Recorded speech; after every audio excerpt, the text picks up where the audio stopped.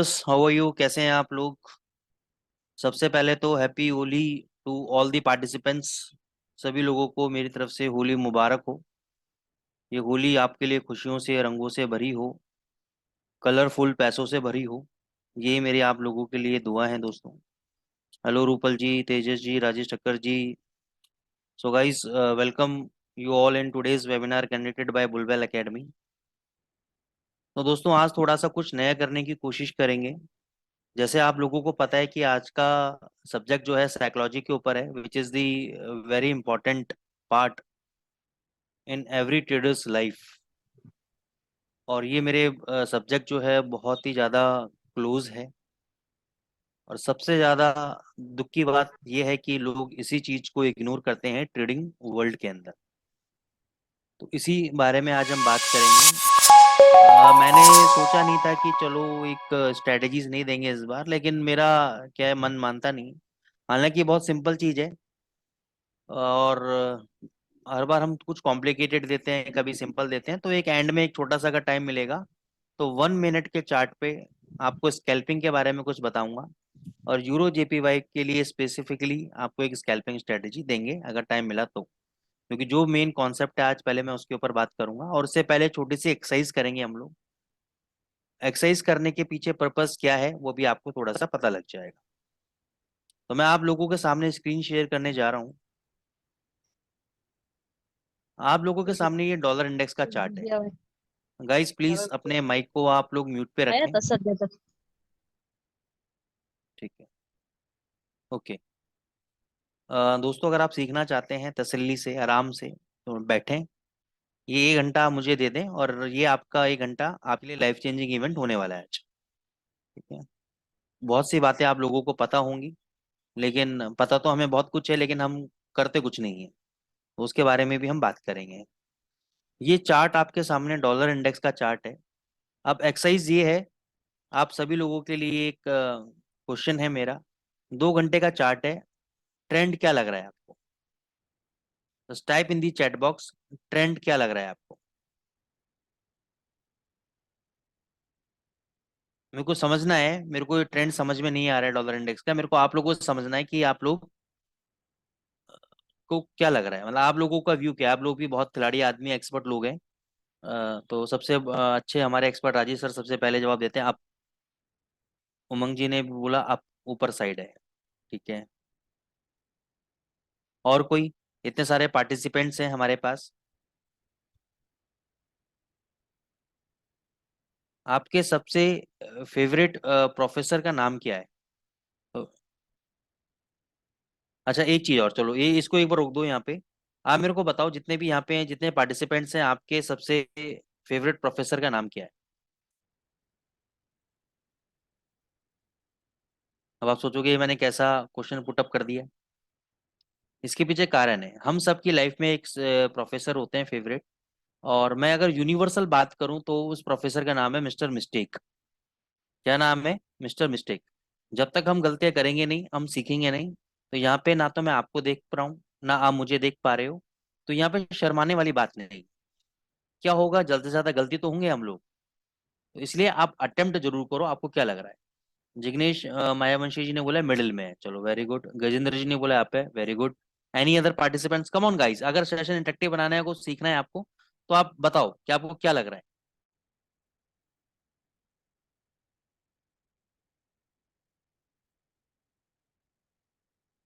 Trend ऊपर लग रहा है, नीचे लग रहा है? क्योंकि ऐसा नहीं कि आपको टेक्निकल की नॉलेज चाहिए इस चीज के लिए। तो मैं टेक्निकल चीज पूछ ली, सिंपल सी एक चीज है कि एक चीज कोई ऊपर है या नीचे है, बस ये जानना है, ये बीच में है, ये जानना है बस मेरे को। अभी 5-6 लोगों के आंसर्स आए हैं मेरे पास। मैं चाहता हूँ 2-4 लोग और आंसर्स करें।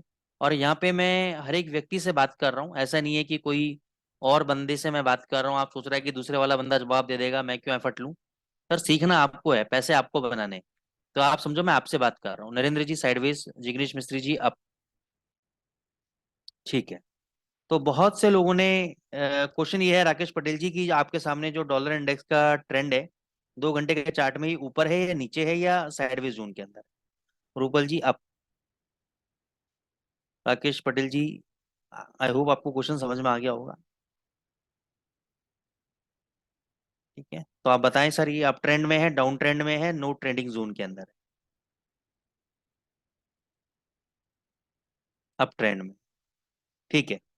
अब मैं यहाँ से दो तीन लोगों से बातचीत करूंगा। अगर आप, बहुत जबरदस्त, thank you Swati ji. Rajesh sir, ये अप ट्रेंड में क्यों है? आपने बोला अप ट्रेंड है, तो दो तीन लोगों से बात करूंगा, हर एक बंदे से मैं बात नहीं कर पाऊंगा। मैं आपको परमिशन दे देता हूँ अनम्यूट, क्योंकि मैंने लोग अनम्यूट कर रहे थे, मैंने बंद कर दिया। Rajesh Thakkar sir. Yes sir. हाँ, क्यों अप ट्रेंड में, क्या रीजन था आपका इसके पीछे अप ट्रेंड का? जो सर इसके पीछे मुझे दो चीज लग रही है। पहली हम्म। चीज तो ये कि जो हमारा सपोर्ट जोन है उसके हम्म। नीचे उसने एक दो और तीन बार सपोर्ट के नीचे ट्रेडिंग किया है, हम्म। लेकिन वो सपोर्ट लेके ऊपर चला गया। ठीक है। तो अभी जो ऊपर बंद हो जाएगा तो वो अपसाइड, क्योंकि ये जो अभी जो दो मतलब तीन कैंडल के बाद जो ये कैंडल बन रही है तो हम्म। तीनों कैंडल के ऊपर जा रही है। ठीक है, तो तो समझ मैं लो कि ये बोल तीनों सकता कैंडल हूँ। के ऊपर जाती है तो हाँ। समझ लो कि हम अप ही बोल सकते हैं। ठीक है, तो मैं ये बोल सकता हूँ कि आपका जो एनालिसिस है वो आज के इन पांच छह कैंडल के बेसिस पे है। जी सर। ठीक है, चलो, कोई दिक्कत नहीं है। जिग्नेश मायावंशी सर।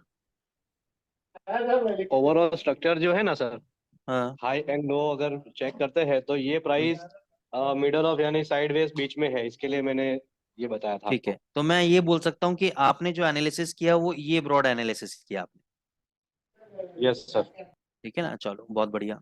अब एक और क्वेश्चन मेरा यहाँ पर, मैं टाइम फ्रेम चेंज कर रहा हूँ। अब बताओ मेरे को, डॉलर इंडेक्स ऊपर है, नीचे है, साइडवेज है, क्या है? या कोई पैटर्न अगर नजर आ रहा हो तो पैटर्न भी जरूर आप लोग बताइएगा कि क्या पैटर्न नजर आ रहा है।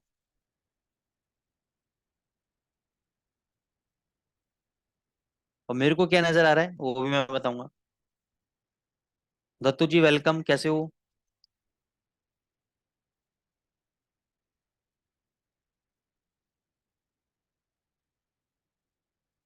गजेंद्र जी बोल रहे हैं एवरेज। ठीक है। Any other person? Rajesh sir क्या लग रहा है, अब क्या लग रहा है? कोई पैटर्न इन्वर्टेड बन रहा है हेड यहाँ एंड पर? शोल्डर है। हाँ। क्या inverted Jignesh head sir? And shoulder है। Inverted inverted head and head and, shoulder. Inverted head and shoulder लग रहा है, तो मैं इसको, आप ये कह सकते हैं कि आप इसको ये बोल रहे हो कि भाई ये inverted head and shoulder pattern है ना? चलो ठीक है, यस वेरी सर। गुड, बहुत बढ़िया। और कोई? और कोई? राजेश सर क्या लग रहा है? नहीं सर, इसमें कुछ नहीं पता चल रहा है। नहीं पता लग पा रहा डेली चार्ट में। ठीक है, उमंग जी, अकॉर्डिंग टू जोन साइडवेज लग रहा है, चलो ठीक है। अच्छा, मैं कुछ ऐसा ड्रॉ कर सकता हूँ यहाँ पे, फ्लैग पैटर्न। हाँ, वो जी छोटा जो जोन है वो फ्लैग है। फ्लैग है, मतलब बोल सकते हैं ना इसको फ्लैग। तो अगर यहाँ से यस मतलब सर। ब्रेकआउट आया तो एक अच्छा खासा ब्रेकआउट मिलेगा ऊपर की तरफ हमें। दूसरा, जी आपने सर। बोला यहाँ पे इन्वर्टेड हेड एंड शोल्डर है। ठीक है। लेकिन यही चीज आपने अगर 2 घंटे के चार्ट में देखी तो सिनेरियो चेंज था, आपके लिए साइडवेज था ये। ठीक है ना? और राजेश सर ने कहा कि अपसाइड है इन चार पांच कैंडल को देखते हुए। तो बस इस बात का ध्यान रखना, अभी इस टॉपिक पे मैं दोबारा आऊंगा, कि कुछ लोगों ने बोला अपसाइड है, एक दो लोगों ने बोला डाउन साइड है, और एक दो लोगों ने बोला साइडवेज है, बाकी मैक्सिमम लोगों ने बोला अपसाइड है। ठीक है ना? तो 100 में से हम मान के चलते हैं 60 लोगों ने बोला आपका अपसाइड है, 20 लोगों ने बोला डाउन साइड है, 20 लोगों ने बोला आपका साइडवेज मार्केट। 2 घंटे के चार्ट पे ये प्रोडिक्शन थी। डेली चार्ट पे ज्यादा प्रतिक्रियाएं हमारे पास नहीं आई, और उस पर डिफरेंट प्रतिक्रिया निकल के आई। किसी ने बोला इन्वर्स हेड एंड शोल्डर है, मैंने बोला फ्लैग पैटर्न है, राजेश सर ने कहा सर ट्रेंड समझ में नहीं आ रहा मेरे को डेली चार्ट पे। ठीक है, इस पॉइंट पे आप जरूर रखिएगा। अभी हम चलते हैं लेवल्स के ऊपर, और फिर इसी के ऊपर मैं वापस आऊंगा, इसके पीछे कारण है पूछने का, वो मैं बताऊंगा। तो अगर डॉलर इंडेक्स की बात करें, पहले मैं बड़ा मेजर ट्रेंड देखता हूँ।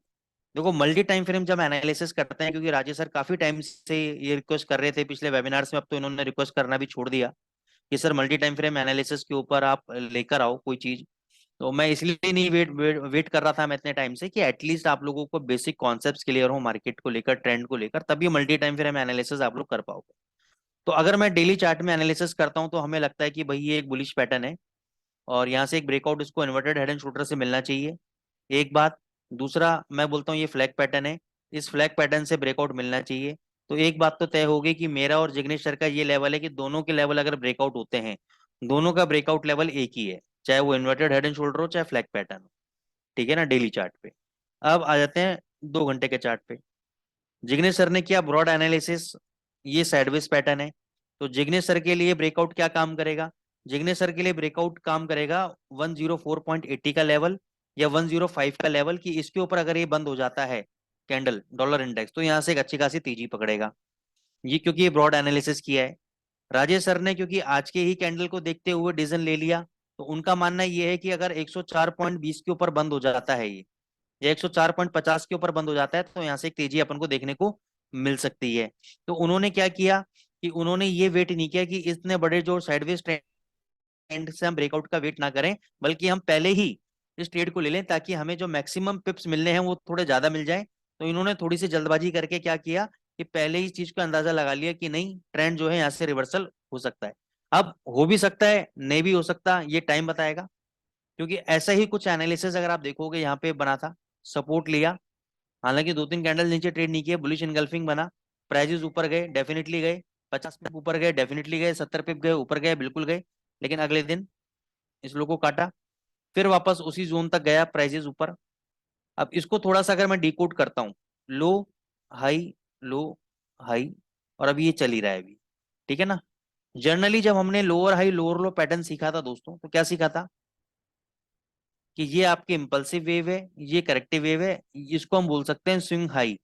यानी जब तक इसके हाई के ऊपर क्लोज नहीं होगा, तब तक हम ये नहीं कह सकते कि ये पैटर्न फेलियर है। अब यहाँ पे क्या हुआ समझना है अच्छे से, ये मैं बहुत बारीक चीज बता रहा हूँ, जो लोग 1-1 लाख रुपए लेके भी नहीं समझा पाएंगे आपको। ये देखो, इस लेवल से ये देखो क्या हुआ, इन दोनों कैंडल ने क्या करा, स्पाइक मारा, इसको बोलते हैं स्टॉप लॉस हंटिंग। क्या बोलते हैं? Stop loss hunting. कि यहाँ पे जिन लोगों ने अपने स्टॉप लॉस लगा रखे थे उनके स्टॉप लॉस खाए और प्राइजेस वापस नीचे। अब समझना अभी क्या हो रहा है, अभी भी हो रहा है स्टॉप लॉस हंटिंग। जिन लोगों ने यहाँ पे बाइंग पोजीशन के अंदर स्टॉप लॉस लगा रखे हैं उनके स्टॉप लॉस खा गया सुबह। अब ऊपर जाके सेलर्स को दुखी करने वाला है, परेशान करने वाला है। अगर मैं फंडामेंटली बात करता हूं, तो डॉलर इंडेक्स, और टेक्निकली भी बात करता हूं, तो डॉलर इंडेक्स एक, जैसे जिग्नेश सर ने कहा, एक साइडवेज जोन के अंदर है। अभी अप ट्रेंड में भी नहीं है, डाउन ट्रेंड में भी नहीं है, नो ट्रेडिंग जोन के अंदर है। क्योंकि ये अभी नीचे आ रहा है, ऊपर जा रहा है, नीचे आ रहा है, ऊपर जा रहा है, नीचे, मतलब बहुत बड़ा कोई मोमेंटम नहीं मिल रहा। क्या कारण है इसके पीछे? तो इसके कारण को हम समझें, मैं कुछ फंडामेंटल आपके लिए स्नैपशॉट्स लेके आया हूं आज, तो उस फंडामेंटल्स को समझेंगे और फिर हम लोग आगे के एनालिसिस को कंप्लीट करेंगे। आज थोड़ा सा आपका सेशन बड़ा हो सकता है, तो आप थोड़ा सा बैठिएगा, लेकिन ये गारंटी कि आपको मटेरियल बहुत कुछ मिलेगा, सीखने को बहुत कुछ मिलेगा आपको। तो यहाँ पे अगर हम इस चीज को पढ़ें, तो ये बता रहा है कि आने वाला वीक, यानी आज से लेकर फ्राइडे तक का वीक है, वो बहुत ज्यादा वाइल्ड राइड्स आपको देखने को मिल सकती हैं, यानी रोलर कोस्टर राइड्स आपको देखने को मिल सकती हैं। As the coming week is loaded with promising events. कौन कौन से इवेंट्स हैं? आपके सेंट्रल बैंक की मीटिंग्स हैं, ऑस्ट्रेलिया की, कनाडा की, बैंक ऑफ जापान की आपकी मॉनेटरी पॉलिसी है आपकी, यूएस के अंदर लेटेस्ट एम्प्लॉयमेंट रिपोर्ट है, दूसरा उससे पहले टेस्टिमनी है फेड चीफ जेरोमे पावेल साहब की कांग्रेस के आगे, जो कि आपको ये बताएंगे कि डॉलर की मूवमेंट को जस्टिफाई करेंगे, इकोनॉमिक आउटलुक को जस्टिफाई करेंगे। 22 मार्च, ध्यान रखना ये डेट, 22 मार्च को आपका एफओएमसी का डेटा होने वाला है। सॉरी दोस्तों, एक मिनट रिकॉर्डिंग पर डाल दूं, मैंने रिकॉर्डिंग पर डालना भूल गया हूँ, तो शायद ऑटोमेटिकली रिकॉर्ड हो रहा है, लेट मी चेक। हाँ ठीक है, नहीं रिकॉर्ड नहीं हो रहा, रिकॉर्डिंग पर डाल देते हैं इसको, रिकॉर्ड ऑन दिस कंप्यूटर।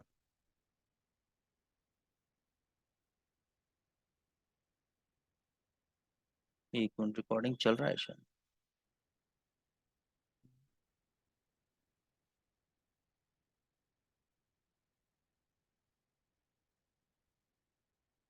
क्या हो गया?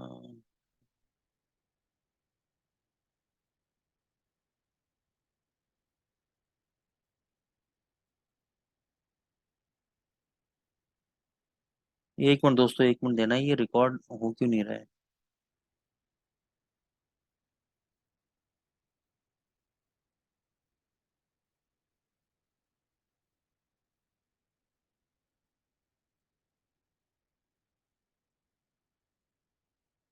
रिकॉर्ड टू दी क्लाउड कर लेते हैं, देखते हैं। चलो, पता नहीं रिकॉर्ड हो रहा है नहीं हो रहा, कुछ टेक्निकल इश्यूज आ गए हैं शायद इसमें।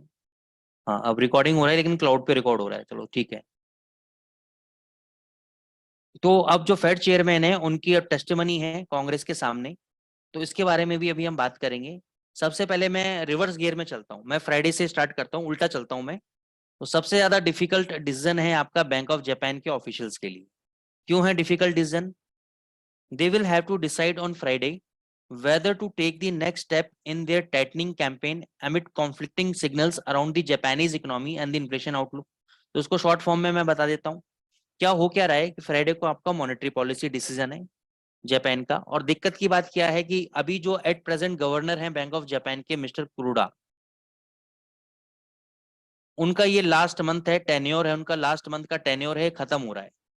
तो अब वो ये डिसाइड नहीं कर पा रहे हैं कि मैं जो ये इतना डिसीजन है इंटरेस्ट रेट्स को लेकर, इतना स्ट्रिक्ट डिसीजन है, ये मैं आखिरी टाइम जाते वक्त कुछ करके जाऊं, या मेरे जो सक्सेसर हैं यानी जो इनकमिंग फ्यूचर गवर्नर हैं मिस्टर उएडा, उनके लिए ये मैं छोड़ के जाऊं। तो ये तो सिर्फ वक्त बताएगा कि वो इंटरेस्ट रेट बढ़ाने में इंटरेस्टेड हैं या नहीं है। लेकिन अगर मैं डेटास को देखूं तो डेटास मेरे को यही सजेस्ट करता है कि बैंक ऑफ जापान के इंटरेस्ट रेट बढ़ेंगे, जापानीज इकोनॉमीज में इंटरेस्ट रेट इंक्रीज होने चाहिए। क्यों इंटरेस्ट रेट इंक्रीज होनी चाहिए? क्योंकि इंटरेस्ट रेट इंक्रीज होता है दो ही मेजर कारण की वजह से, वैसे तो बहुत सारे फैक्टर्स होते हैं, लेकिन एम्प्लॉयमेंट डेटा और महंगाई दर, इन्फ्लेशन और एम्प्लॉयमेंट, यही मेजर फैक्टर्स होते हैं जो कि आपको इंटरेस्ट रेट को डिसीजन लेने में हेल्प करते हैं पॉलिसी मेकर्स को। अगर मैं जापान की बात करूं तो वहां पे इन्फ्लेशन और वेज ग्रोथ दोनों फायर्ड अप हुए हैं, बोथ रनिंग अबव 4%। तो दोनों ये बता रहे हैं कि भाई इंटरेस्ट रेट डेटा बढ़ना चाहिए क्योंकि इन्फ्लेशन भी बढ़ा है और लोगों की इनकम भी बढ़ी है। तो इनकम बढ़ने से क्या होगा? लोग खर्च ज्यादा करेंगे, मैं आपको पहले ही बता चुका हूँ ये सब कॉन्सेप्ट। खर्च ज्यादा करेंगे, महंगाई दर बढ़ेगी। लेकिन इसी के विपरीत जो बैंक ऑफ जापान के जो अपकमिंग गवर्नर है मिस्टर उएडा जी, जो अगले महीने से कार्यभार अपना संभालेंगे, वो ये कहते हैं कि जो इन्फ्लेशन है, ये महंगाई दर है, ये शॉर्ट टर्म के लिए।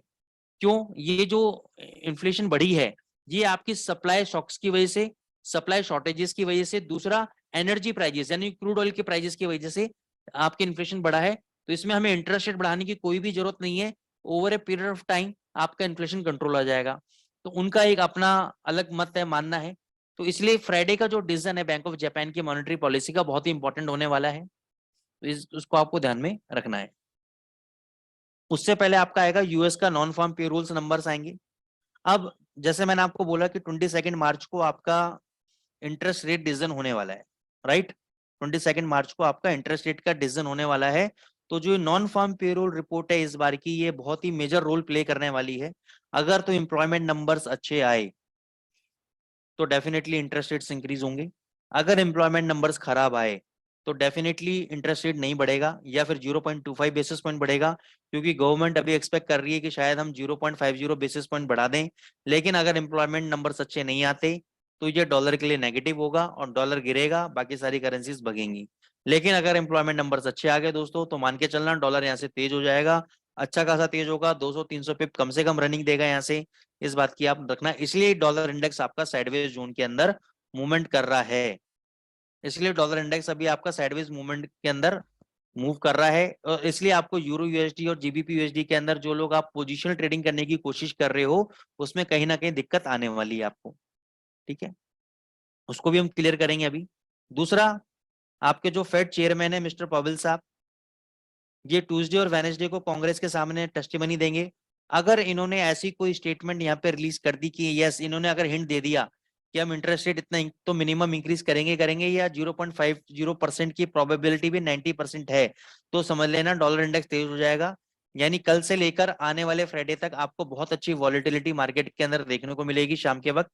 दिन में नहीं मिलेगी लेकिन शाम के वक्त आपको देखने को मिलेगी। तो ट्यूसडे इवनिंग से लेकर वेनेसडे इवनिंग, जिस समय आप होली में व्यस्त रहोगे, होली खेलने में व्यस्त रहोगे, उस समय आपकी इक्विटीज उड़ सकती हैं, ठीक है ना? ऊपर नीचे M2M खड़े हो सकते हैं, तो जरा ध्यान से होली खेलिएगा, ठीक है? बहुत अच्छा वॉलेटाइल मूवमेंट रहने वाला है आपका। फिर आता है आपका बैंक ऑफ कनाडा और रिजर्व बैंक ऑफ ऑस्ट्रेलिया के रेट डिसीजन। अब जो कैनेडियन इकोनॉमी है इसकी कहानी थोड़ी सी डिसअपॉइंटिंग है। यहाँ पे लोग बोल रहे हैं कि अभी तक जो डेटा निकले हैं वो सारे डिसअपॉइंटिंग डेटा निकले हैं, चाहे वो जीडीपी डेटा हो, चाहे कनाडा का रिटेल सेल्स डेटा हो, तो वो कोई बहुत अच्छे डेटाज नहीं निकले, जिसके कारण से वहां के इन्वेस्टर्स को ये मैसेज मिल चुका है almost no chances of a rate increase next week, यानी इस वीक में आपका कोई भी इंटरेस्ट रेट इंक्रीज नहीं हो सकता कैनेडियन इकोनॉमी की तरफ से। तो ये आपका जो कैड है वो जनरली आपका वीक रहने वाला है, एज पर दी फंडामेंटल्स अभी तक वीक रहेगा। तो जितने भी आपके पेयर्स हैं, कैट जेपीवाई, कैट सीएचएफ, ये सब आपके वीक रह सकते हैं आपके। रिजर्व बैंक ऑफ ऑस्ट्रेलिया में ऑलरेडी आपका ट्यूसडे को मॉनेटरी पॉलिसी है और मार्केट ने 75% प्रोबेबिलिटी डिस्काउंट कर ली है कि क्वार्टर पॉइंट रेट इंक्रीज होगा आपका, क्वार्टर पॉइंट रेट इंक्रीज होगा, 75% प्रोबेबिलिटी है इस बात की। तो ये ऑस्ट्रेलियन डॉलर के लिए एक बूस्ट मिल सकता है, अगर ऐसा हो गया तो बूस्ट मिलेगा और ऑस्ट्रेलियन डॉलर भाग जाएगा, और ऑस्ट्रेलियन डॉलर अगर भागा तो डेफिनेटली अमेरिकन डॉलर नीचे आएगा। लेकिन अगर अमेरिकन डॉलर के फेवर में कोई स्टेटमेंट आ गई तो ये बात थोड़ी सी मार्केट इग्नोर करेगा ऑस्ट्रेलियन डॉलर के इंटरेस्ट रेट्स की और डॉलर के फेवर में चलेगा, क्योंकि dollar is the one who decides the direction of the market, who decide the path of the market. तो ये ध्यान रखना, कल से लेकर फ्राइडे तक आपके कनाडा के, आपके ऑस्ट्रेलिया के मॉनेटरी पॉलिसी डिसीजंस हैं, फिर टेस्टिमनीज हैं आपकी यूएस के अंदर। तो ये सारे फैक्टर्स आपके इकोनॉमी को इफेक्ट करेंगे, राइट। तो ये सारी इंफॉर्मेशन आपको बहुत इंपॉर्टेंट है और नजर रख के चलनी है आपको, ठीक है ना। ये तो हो गया फंडामेंटल्स। अब आते हैं हम टेक्निकल्स पे। तो इसलिए देखो डॉलर इंडेक्स आपका साइडवेज जोन के अंदर चल रहा है।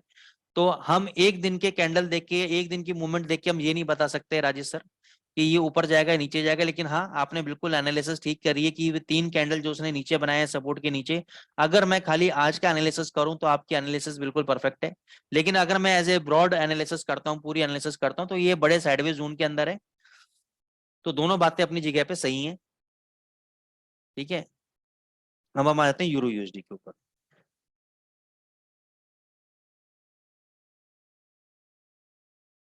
यूरो यूएसडी किसके रहमो करम पे चल रहा है?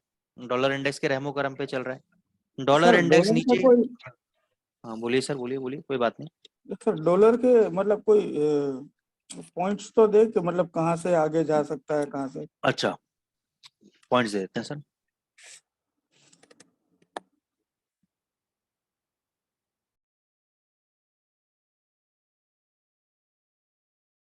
देखो सर, टेक्निकली जब तक ये इस प्रीवियस हाई के ऊपर कोई भी कैंडल क्लोज नहीं होता तब तक मेरे लिए डाउन ट्रेंड में है, पहली बात,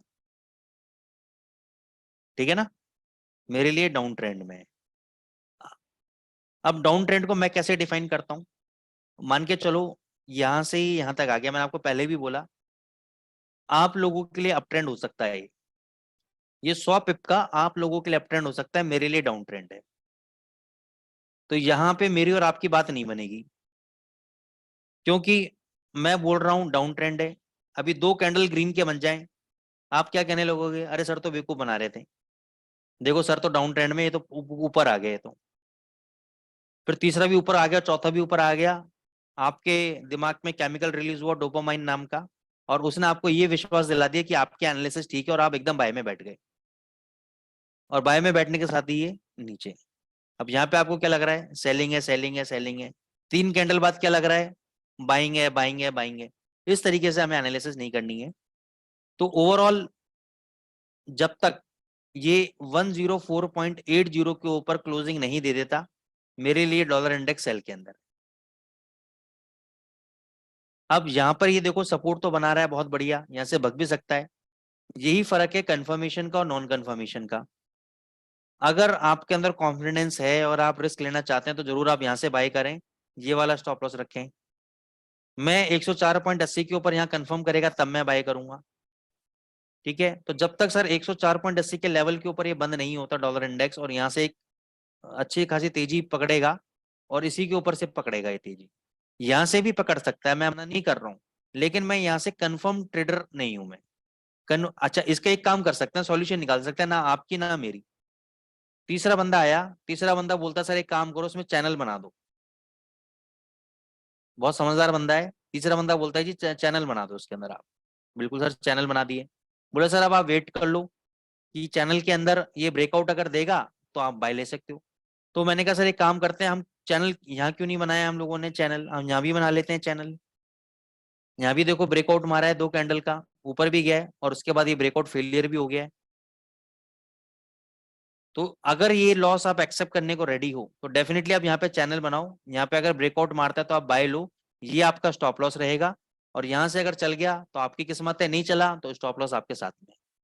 लेकिन मेरा कंफर्मेशन लेवल तो 104.80 के ऊपर ही आएगा। इसके ऊपर जब तक ये जाएगा नहीं तब तक ये मेरे लिए मंदा है, सेलिंग जोन के अंदर है। अब ये क्या वेट कर रहा है? ये वेट कर रहा है आपके फेड चेयरमैन की टेस्टिमनी की, उनके स्टेटमेंट की। जो बड़े बड़े बिग प्लेयर्स हैं जैसे कि सिटी बैंक हो गया, हेज फंड्स हो गए, इकोनॉमिस्ट हो गए बड़े बड़े, वो लोग एनालिसिस करेंगे कि जेरोमे पवेल साहब क्या बोलना चाह रहे हैं और उनके बोलने का मतलब क्या है, यानी वो बाल की खाल निकालेंगे। और उसके बाद वो मार्केट में डिसीजन लेंगे कि हमें डॉलर को ऊपर लेके जाना है या नीचे लेके आना है। तो ऐसे समय के अंदर मैं क्या करूंगा, देखो बाजार यहाँ से भी टूट सकता है और यहाँ से भग भी सकता है, दोनों बातें हो सकती हैं। तो इसलिए मैं वेट कर रहा हूँ 104.80 के ऊपर अगर ये बंद हो जाए तो मैं कंफर्म ट्रेड लूंगा। यहाँ पे भी ट्रेड ले सकते हो आप। उसका तरीका क्या है कि आप इस लो का अपना स्टॉप लॉस लगा लो। तो दोनों व्यू आपको दे दिए मैंने, buy on breakout, buy at current market price. ठीक है राजेश सर, मैंने yes sir. Buy on breakout भी बता दिया मैंने आपको buy at current market price भी बता दिया। उसके अगर टूटा तो मामला खत्म है इसका, नहीं तो यहाँ से ये रिकवरी मार सकता है और यहाँ से रिकवरी मारने के बाद और रिकवरी मार सकता है। तो अगर 104.80 के ऊपर बंद हो गया तो नेक्स्ट टारगेट इसका 105.50 और $106 का मिनिमम टारगेट रहेगा आपका। नहीं तो अदरवाइज ये 103.25 तक नीचे कभी भी आ सकता है। Clear sir? Yes sir. दूसरा, अगर आपको डर लग रहा है तो आप अभी भी, अगर आपका मूड है बाय करने का, आपको समझदारी, मतलब आपको लग रहा है अच्छी चीज है, तो आप यहाँ पे बाय कर लो और आज के लो का स्टॉप लॉस रख लो। क्योंकि ये एकदम कटा तो एकदम से नीचे फॉल आएगा, नहीं तो यहाँ से डेफिनेटली 104.50 तक भग सकता है। कोई बड़ी बात नहीं है, मैं डिनाई नहीं कर रहा हूँ आपकी बात को। 104.50 तक ये बिल्कुल जा सकता है सर। लेकिन देखो मार्केट का काम होता है मूवमेंट देने का। ये मूवमेंट भी बाजार देगा, ऐसी मूवमेंट भी देगा, ऐसी मूवमेंट भी देगा। लेकिन मेरे को ये देखना है कि मेरे को ये मूवमेंट लेनी है या नहीं लेनी है, मेरे को ये प्राइस एक्शन खाना है या नहीं खाना है, ये मेरे ऊपर डिपेंड करता है। ठीक है ना? इसलिए मैंने आप लोगों को एक क्वेश्चन पुटअप किया था कि आपको ट्रेंड क्या लग रहा है। क्योंकि इसी चार्ट के अंदर एक बंदा बेयरिश है, इसी चार्ट के अंदर एक बंदा बुलिश है। चार्ट सेम है, कैंडल सेम है, टाइमिंग फ्रेम सेम है आप लोगों के लिए, लेकिन लोगों की एनालिसिस अलग अलग है। और यही अलग अलग एनालिसिस मार्केट बनाती है। मार्केट बनाती है मतलब यही आप लोग मिलकर ही मार्केट को बनाते हो। कोई बाय करेगा, कोई सेल करेगा, जीतना एक को ही है इसके अंदर। तो डिपेंड क्या करता है कि आप किस लेवल पे बाय करते हो। आपका ट्रेड चल गया, आप राजा बन गए, मेरा ट्रेड चल गया, मैं राजा बन गया। ठीक है ना? तो गलत आप भी नहीं हो, गलत मैं भी नहीं हूँ, कहने का पर्पस इतना सा है बस। सबकी अपनी अपनी एनालिसिस है, सबकी एनालिसिस परफेक्ट है, लेकिन उसका आउटपुट, उसका रिजल्ट बताएगा कि किसकी एनालिसिस ठीक थी, किसकी एनालिसिस गलत थी। इतना सा मतलब है।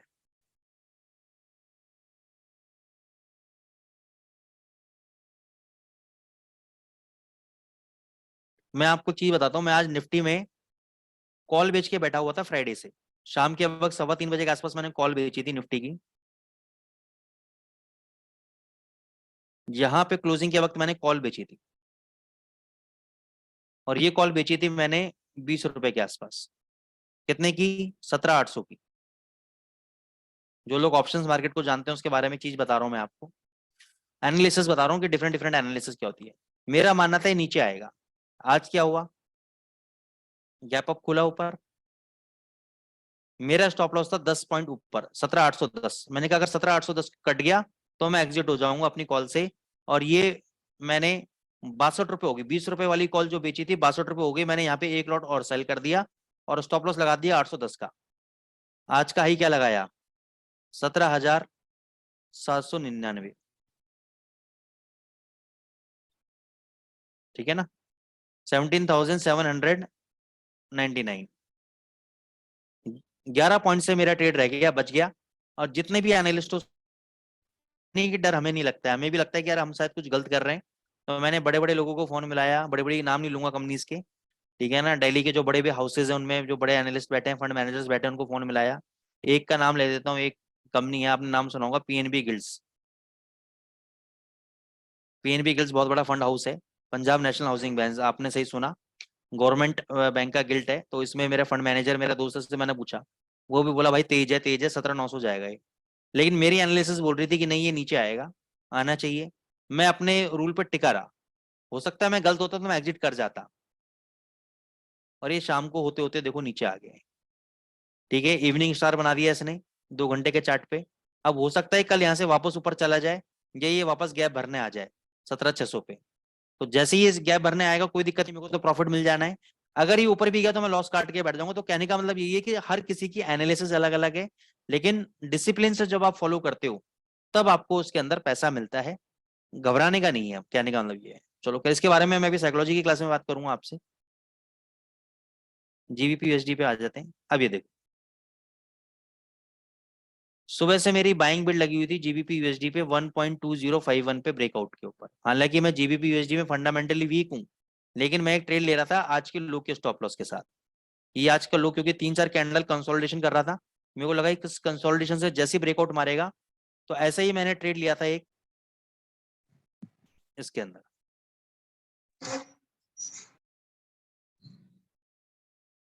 जीबीपी एनजेड के ऊपर। क्यों, ये मैं आपको भी प्राइस एक्शन समझा देता हूँ कि शुरू में 2 घंटे के अंदर जब 3 से 4 कैंडल, मिनिमम 4 कैंडल जब आपकी कंसोलिडेशन करने लग जाए स्टार्टिंग के दिन, तो एक बिड आप बाई की लगा दो, एक बिड आप सेल की लगा दो। ठीक है ना, ब्रेकआउट जरूर मारेगा।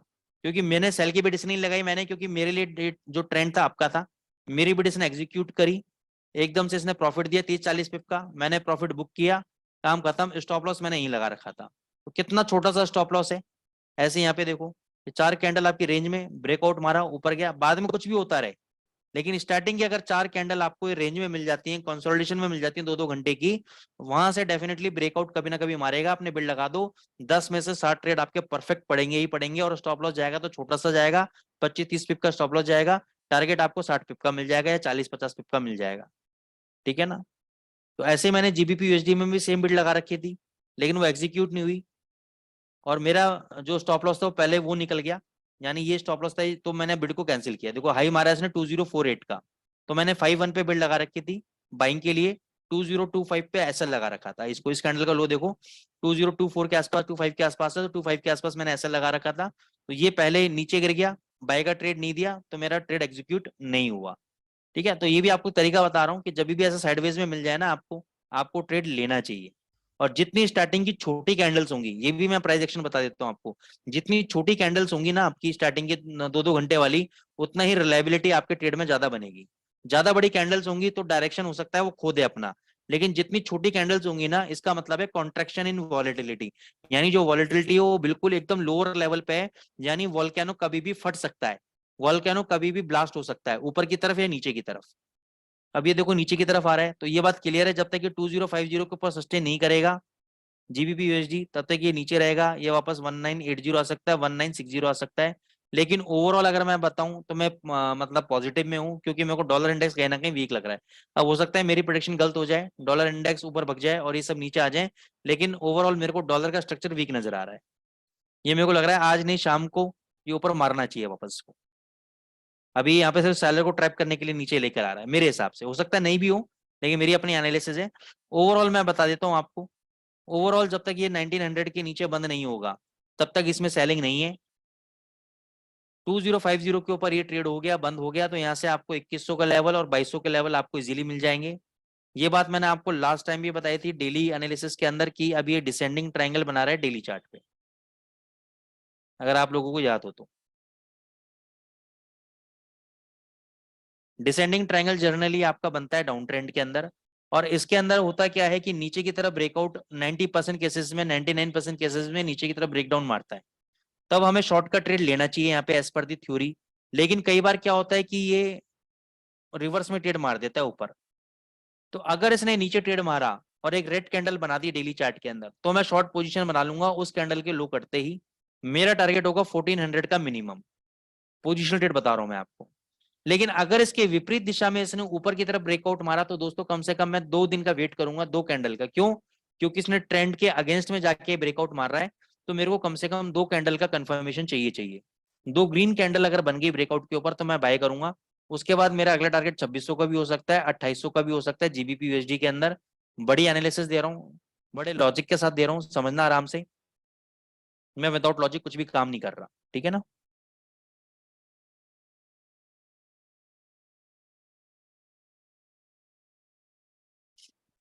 मेरे को उम्मीद नहीं थी कि ये फ्राइडे के दिन 1850 के ऊपर क्लोजिंग कर जाएगा। 1855 के आसपास क्लोजिंग किया, वहीं से नीचे आ रहा है, डेटा चेंज हो गया था, 1855 पे इंस्टीट्यूशनल सेलिंग आ गई थी। तो लेकिन मेरे को ये उम्मीद नहीं थी बिल्कुल भी कि 1850 के ऊपर क्लोजिंग करेगा, ठीक है। एनी हाउ खैर, मैंने भी 1852 पे उस दिन बेचा था, और आज मॉर्निंग में अपना स्टॉप लॉस काटा है। हालांकि मेरे को पता था नीचे आएगा, लेकिन फिर भी मैं कंफर्म नहीं था।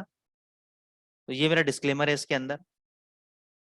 अभी ये कहां तक जा सकता है, क्या कहानी है इसकी। 1840 लास्ट घर है इसका बुल्स का। अगर ये लेवल कटा, इसके नीचे बंद हो गया, तो गोल्ड वापस से नीचे 1830, 1825, 1820 आएगा। अगर 1840 नहीं टूटा, तो मैं तो रिकमेंड करता हूं कि आज ये 1800 अगर 45 मिल जाता है, तो यहाँ पे ये 47 मिल जाता है, तो आपको बाई करना चाहिए गोल्ड को। 40 का स्टॉप लॉस लगाना चाहिए क्लोजिंग बेसिस पे। पहला टारगेट होगा आपका 1860 का, दूसरा टारगेट होगा आपको 1865 का। ये मेरी एनालिसिस है और मेरे लेवल्स हैं कि मैं 1850 के नीचे टूटने का वेट कर रहा हूँ। एक बार थोड़ा सा 2-3 पॉइंट वहां टूट जाए, वहां पे अपनी बाइंग पोजीशन क्रिएट करूं, 1840 का एसएल रखूं, टारगेट 1860, 1865। तो ये था दोस्तों मेरी एनालिसिस। अब आपको कोई भी करेंसी पेयर में एनालिसिस चाहिए तो आप मेरे से पूछ सकते हैं, फिर हम साइकोलॉजी की पार्ट पे चलेंगे। और टाइम अगर मिला, मेरे अंदर एनर्जी बची, तो मैं यूरो जेपीवाई पे भी आपको स्ट्रेटेजी, स्कैल्पिंग स्ट्रेटेजी के बारे में बताऊं। सर गोल्ड के लेवल फिर से एक बार बताइए ना, गोल्ड का क्या लेवल? गोल्ड का 1840 का स्ट्रॉन्ग सपोर्ट है सर। जब तक 1840 1840 नहीं टूटता तब तक तेजी में है सर। अच्छा, अभी बाइंग में है, मतलब बाइंग जोन में है। हाँ बाइंग में है सर। अच्छा अच्छा अच्छा, मतलब नीचे का लेवल 1840 का सपोर्ट है, स्ट्रांग सपोर्ट है। सपोर्ट है, स्ट्रॉन्ग सपोर्ट। अच्छा ठीक है। और रेजिस्टेंस कितना है सर? 1865। 1865, हाँ। Okay, thank you. वैसे तो 1880 है, लेकिन बीच का एक 1865 पे रुकेगा। लेकिन 65 इसलिए दिया है कि ठीक है, प्रॉफिट बुक करना भी जरूरी है, लेकिन जाएगा तो 1880 तक करिए। मैं तो फिर भी कंजर्वेटिव होकर आपको टारगेट दे रहा हूँ, लेकिन एक्चुअल टारगेट अगर आप मेरे से पूछोगे बिंदास होके, तो 1880 का टारगेट है। यूएसडी जेपीवाई बता दे तो ना किस चक्कर जी।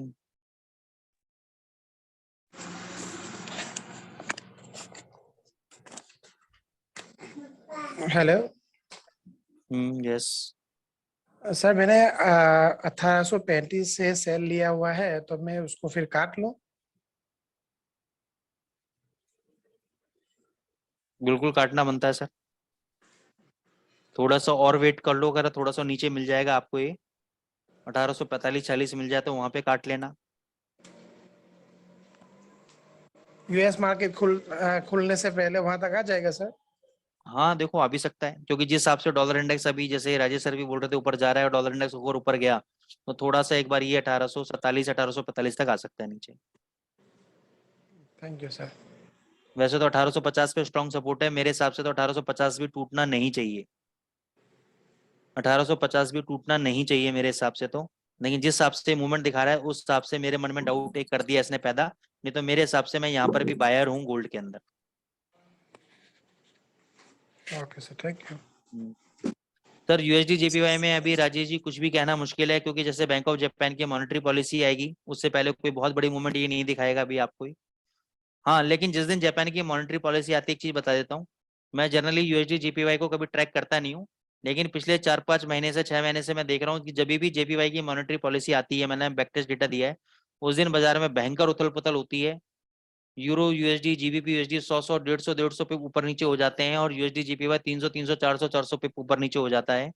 तो उस दिन खासम खास यानी फ्राइडे के दिन आपको ध्यान रखना है कि थर्सडे को नाइट कोई भी ओवरनाइट ओपन पोजीशन छोड़ के मत जाना, नहीं तो फ्राइडे को आपके साथ कांड हो जाएगा, ठीक है ना। इस बात का ध्यान रखना आप, क्योंकि जेपीवाई की जब भी पॉलिसी आई है, कोहराम मचाता है सुबह सुबह बाजार के अंदर, और बहुत भयंकर कोहराम मचाता है।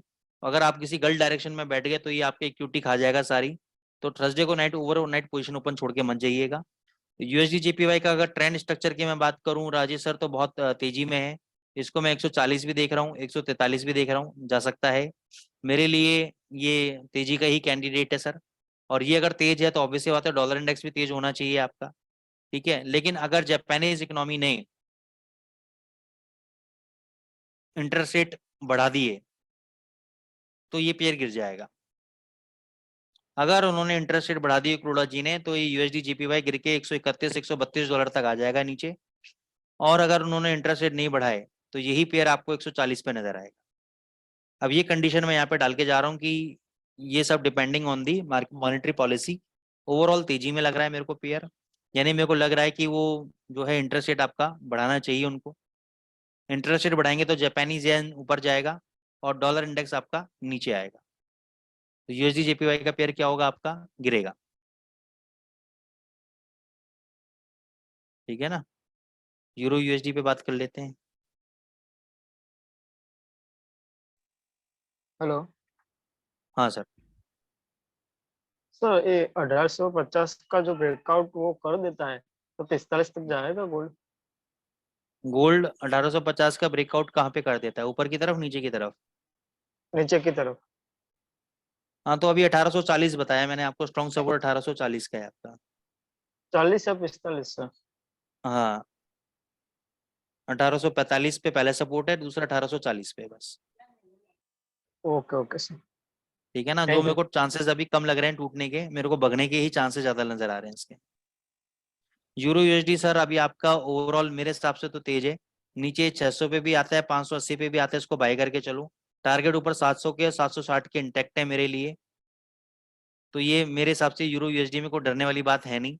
यूरो यूएसडी में मेरे को तेजी लग रही है। डॉलर इंडेक्स जरूर ऊपर जाएगा तो ये नीचे 600 तक आ जाएगा, 580 तक आ जाएगा, लेकिन ये बहुत तेजी से भगेगा।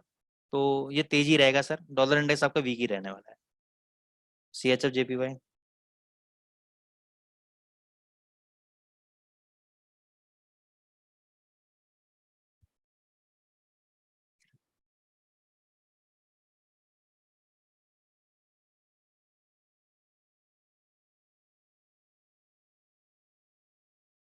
CHF JPY भी आपका तेजी है अभी, ऊपर ये 150 डॉलर तक ऊपर जा सकता है। अगर इसका लो कट गया 143.60 का ये वाला, तो ये जरूर नीचे है, नहीं तो जब तक ये 143.60 नहीं कटता, ये 147 से 48 फिर 150। CHF JPY आपका तेजी में रहने वाला है, तेजी का स्ट्रक्चर बना रहा है आपका, बहुत बढ़िया स्ट्रक्चर बना रहा है। Any other currency pair?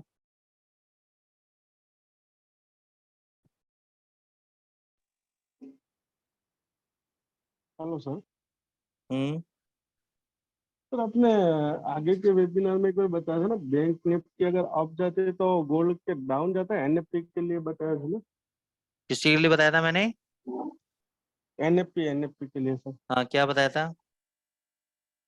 Bank Nifty के विरुद्ध निफ्टी जाता निफ्टी है Nifty Nifty Nifty Nifty. Nifty, उससे हाँ अगेंस्ट जाता है या सेम दिशा में जाता है? अगेंस्ट। अगेंस्ट जाता है, अगर ओके। मान के चलो आपका फ्राइडे को निफ्टी बंद होता है पॉजिटिव, यस। तो मान के चलो आपका NFP डेटा आएगा नेगेटिव, लेकिन ओके सर। निफ्टी बंद होना चाहिए 80 पॉइंट से ऊपर पॉजिटिव, ओके ओके। ठीक है ना। ओपन होने के 80, बाद ना? हाँ ओपन होने के बाद 3:30 बजे तक क्लोज हो तो 80 पॉइंट प्लस क्लोज हो। Okay okay. अगर 60-70 पॉइंट भी होगा, 50 भी होगा तो भी चलेगा। तो मान के चलना 99% NFP डेटा नेगेटिव आएगा। अगर निफ्टी बंद हुआ नेगेटिव तो वो पॉजिटिव आएगा NFP डेटा आपका। Okay sir, thank you. Okay sir. Rakesh sir NZD JPY आपका तेजी है, थोड़ा सा एक बार इसको नीचे आने दो, 8400 15-20 पिप और नीचे आने दो, वहां से बाय कर लेना। NZD JPY आपका तेज है, ठीक है।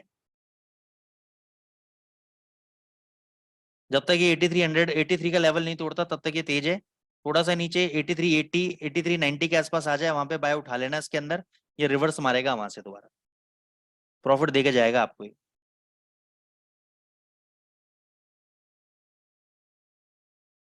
ठीक है गाइस, चलिए दोस्तों अब हम चलते हैं साइकोलॉजी पार्ट की तरफ।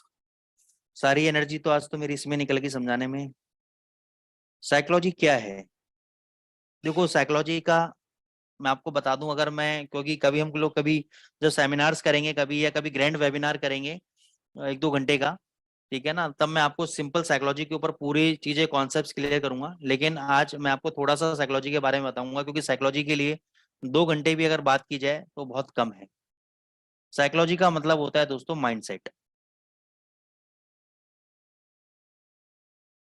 ठीक है ना। अब एक चीज तो मैं आपको क्लियर कर देता हूं, और इस चीज में मतलब कोई भी जुटला नहीं सकता है मुझको, ठीक है, कि 70% जो काम होता है आपका, मिनिमम लिया है मैंने, वो साइकोलॉजी का काम।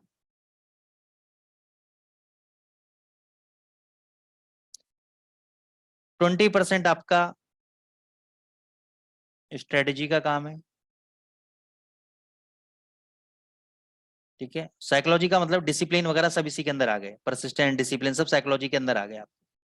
20% स्ट्रेटेजी का काम है, 10% आपका लक मान, ठीक है। तो इसको तो खैर हटा देते हैं अभी। ये लक जो है इसी से ड्राइवन होता है आपका, साइकोलॉजी से। स्ट्रेटेजी का सिर्फ 20% का काम है आपका। और आप लोगों का सबसे ज्यादा फोकस कहां पर है?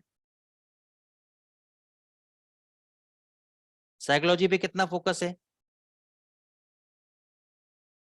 अब जब आप उल्टी गंगा बहा रहे हो तो प्रॉफिट कहां से आएगा? कहां से आएगा profit? Rajesh sir, yes sir. दुनिया में लोग क्या चाहते हैं ट्रेडर? स्ट्रेटेजीज। यस। स्ट्रेटेजी के अलावा आज तक आपसे किसी ने बात की है साइकोलॉजी की? क्योंकि मेरे से तो आज तक किसी ने 15 साल के अंदर बात नहीं करी साइकोलॉजी की। नहीं सर। हो सकता है आपसे की हो किसी ने बात। नहीं, किसी ने नहीं ठीक है। किया, हम भी नहीं हाँ। करते और कोई सुना भी नहीं। यस। तो सबसे ज्यादा फोकस रहता है लोगों का स्ट्रेटेजी के ऊपर, कि सर जादू की छड़ी दे दो, बाय करें तो ऊपर भग जाए, सेल करे तो नीचे गिर जाए, रातों रात करोड़पति हम लोग बन जाए। यही इसमें रहता है सिस्टम। और आज तक आप सफल नहीं हो पाए हो इस केस के अंदर। माइंडसेट किससे बनता है? फियर और ग्रीड, डर और लालच। अच्छा, आपने एक चीज नोटिस की है राजेश सर, कभी आपने अपने एक्सपीरियंस से, कितने साल हो गए आपको इस इंडस्ट्री के अंदर? 1-1.5 साल। 1-1.5 साल हो गए, चलो कोई दिक्कत नहीं है। आपने बहुत से लोगों को देखा होगा फॉरेक्स मार्केट में आते हुए, यस सर। तो किस कारण से आते हैं वो फॉरेक्स मार्केट के अंदर? जल्द से जल्द पैसा कमाने की लालच जल्द में। से जल्द पैसा बनाने की। यानी मैं ये कह सकता हूँ कि एक इमोशनल ट्रेडिंग करने आते हैं, क्योंकि उनको लगता है कि शायद उनके किसी रिश्तेदार ने या उसके किसी पड़ोसी ने अच्छा पैसा बना लिया है, मोटा पैसा बना लिया है, तो उसने, जिससे वो, कोई आदमी को देखो 3 सबसे बड़े दुख होते हैं। सबसे बड़ा दुख क्या होता है इंसान को?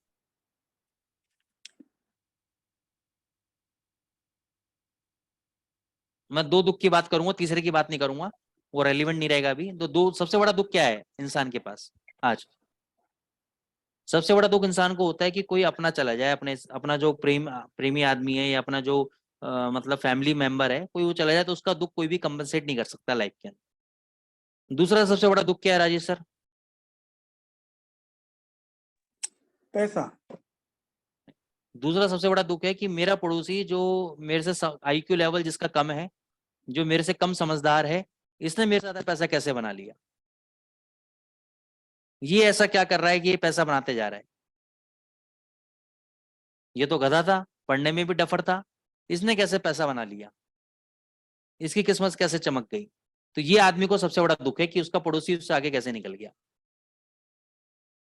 तो उस पड़ोसी के पास जाता है, वो कहता है भैया क्या करते हो? उसने बोला ट्रेडिंग करता हूँ। राजेश सर का पड़ोसी आया राजेश सर के पास, देखा राजेश सर तो दुबई भी जा रहे हैं, इधर भी जा रहे हैं, इधर उधर घूम रहे हैं, घूमते रहते हैं आए दिन। इनका बच्चा भी इनके साथ काम कर रहा है। पूछा भी राजेश जी क्या करते हो? बोले फॉरेक्स ट्रेडिंग करता हूँ। बोले अच्छा, और क्या करते हो? क्योंकि लोग ट्रेडिंग को ट्रेडिंग नहीं समझते, धंधा नहीं समझते, ट्रेडिंग को धंधा नहीं समझते। राजेश सर बोले फॉरेक्स ट्रेडिंग ही कर रहा हूँ। नहीं फॉरेक्स ट्रेडिंग तो कर रहे हो, वो तो ठीक है, लेकिन और क्या कर रहे हो? ये तो पार्ट टाइम है। बोले भैया पार्ट टाइम नहीं, फुल टाइम जॉब है मेरा। वो कहता अच्छा। बोले इसी से घर चला रहे हो अपना? बोले यस। गाड़ी भी इसी से मेंटेन कर रहे हो? यस। बोले ठीक है। तो अब वो बंदा सर्च करता है फॉरेक्स के बारे में, और वो भी अपना अकाउंट खुलवा लेता है और ट्रेडिंग करने लग जाता है इमोशनल। अच्छा, एक चीज नोटिस की होगी आपने, बाजार में जब भी आप भी आए होगे नए, या कोई भी नया होगा, एक्सेप्शन इज ऑलवेज देयर। कुछ लोग होते हैं जिनके साथ ऐसा नहीं होता है, लेकिन 90% केसेस में जो भी नया बंदा आता है वो पैसा बनाता ही नहीं बनाता। मार्केट उसको पैसा देता ही नहीं देता। देता है। देता है, आते ही पैसा देता है मार्केट। जी देता है। और वो भाई 3 महीने के अंदर ही बन जाता है फंड मैनेजर। उसको लगा ये तो बहुत बढ़िया काम है, 20% का रिटर्न निकाल रहा हूँ। उसके बाद टेलीग्राम पे स्क्रीनशॉट, ट्विटर पे स्क्रीनशॉट, व्हाट्सएप स्टेटस कि ये ट्रेडिंग, फलाना ट्रेडिंग, ये ढिमका trading, 20% return, no loss, 50% profit sharing. Sir do you trade in MT4 MT5? आप ट्रेड करते हैं MT4 MT5 के अंदर? मैं नो लॉस स्ट्रेटेजी है मेरे पास, आप आओ। लग जाता है बंदा 3 महीने में फंड मैनेजर। तो ये इस मार्केट का दुर्भाग्य है सबसे बड़ा, ठीक है ना। कि ये देखो मार्केट क्या है, एक ऐसा बड़ा जाइंट है, ऐसा बड़ा मॉन्स्टर है जो सब कुछ देख रहा है, कर रहा है। कभी किसी शिकारी से पूछना कि वो शेर को कैसे ट्रैप करते हैं। मैं तो जंगल में गया हूँ, ठीक है ना। मेरे अंकल फॉरेस्ट ऑफिसर रहे हैं किसी जमाने में राजस्थान के अंदर, सरिस्का एक बहुत बड़ा सेंचुरी, सरिस्का मारना सर्च। तो हम तो उनके साथ रात रात भर जंगल के अंदर रहे हैं बांध डाल के। तो कैसे ट्रैप करते थे, वो बकरी को बांध देते हैं और ऊपर मचांद बोलते हैं, हमारे राजस्थान में मचांद बोलते हैं, मतलब आपके यहाँ पता नहीं इंग्लिश में क्या बोलते हैं, वो बांध देते हैं ऊपर पेड़ों पे हम, और वहां जाके हम बैठ जाते हैं। और वहां से हम देखते हैं कि यहाँ पे नीचे बकरी को बांध दिया, चारा वारा डाल दिया, और ऊपर वहां पे शेर आता है और ट्रैप करता है उसको, बकरी को अटैक करता है और वहीं पर ही शेर को दबोच लेते हैं, ठीक है ना। तो ऐसे ही बाजार है, बाजार देखता है कि आप आए, आपके सामने प्रॉफिट का एक पासा फेंका, आप खुश हो गए, अगले महीने फिर फेंका, आप फिर खुश हो गए, आपने काम किया, फंड मैनेजर बन गए आप। और एक समय ऐसा आया कि आपने अपना भी और दूसरे भर का सबका पैसा उड़ा दिया आप लोग। तो ऐसा क्यों हुआ? क्योंकि जब भी नया बंदा आता है मार्केट के अंदर, उसके माइंड में बायसनेस नहीं होती, उसको लॉस के बारे में, प्रॉफिट के बारे में कुछ नहीं पता होता। उल्टा सीधा जो समझ में आता है उसको ट्रेड मारता है। और उल्टा सीधा जब भी वो विदाउट लॉजिक ट्रेड मारेगा, हमेशा प्रॉफिट मिलेगा। मानते हो नहीं मानते बात? मानते हो या नहीं मानते? Sure sir. ठीक है, आदमी जब भी आएगा, एक नोट करना,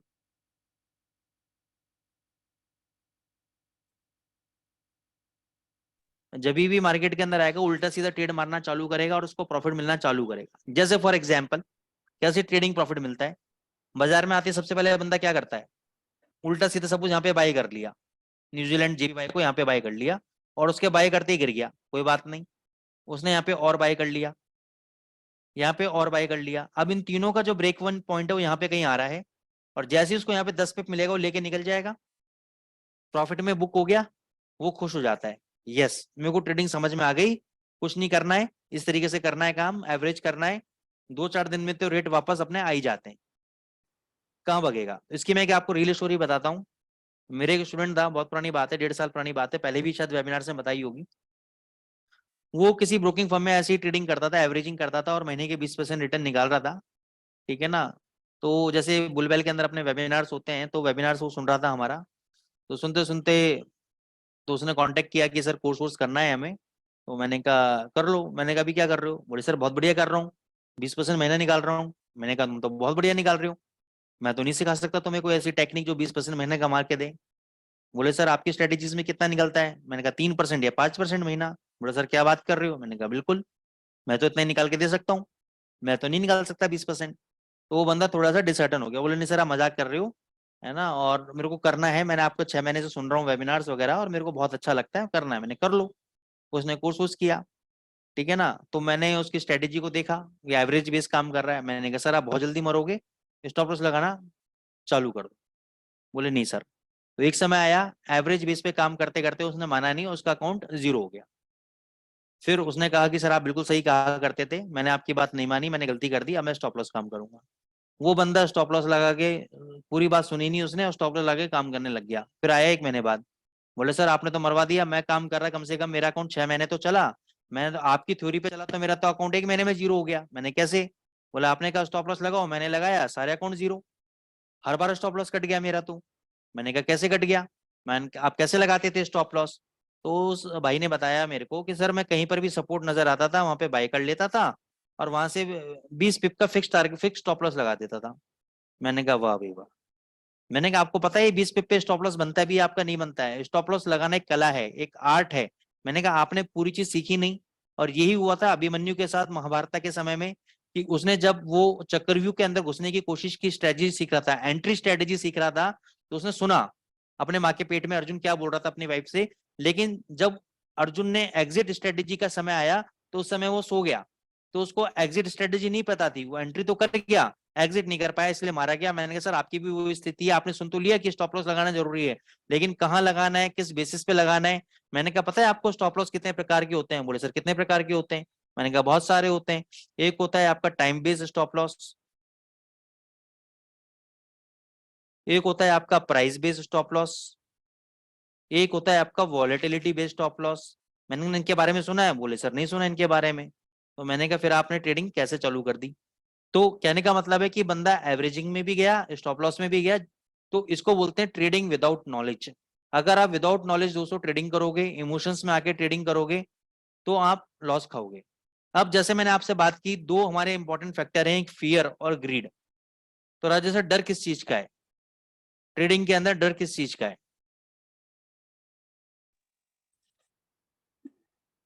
लॉस का डर है सर।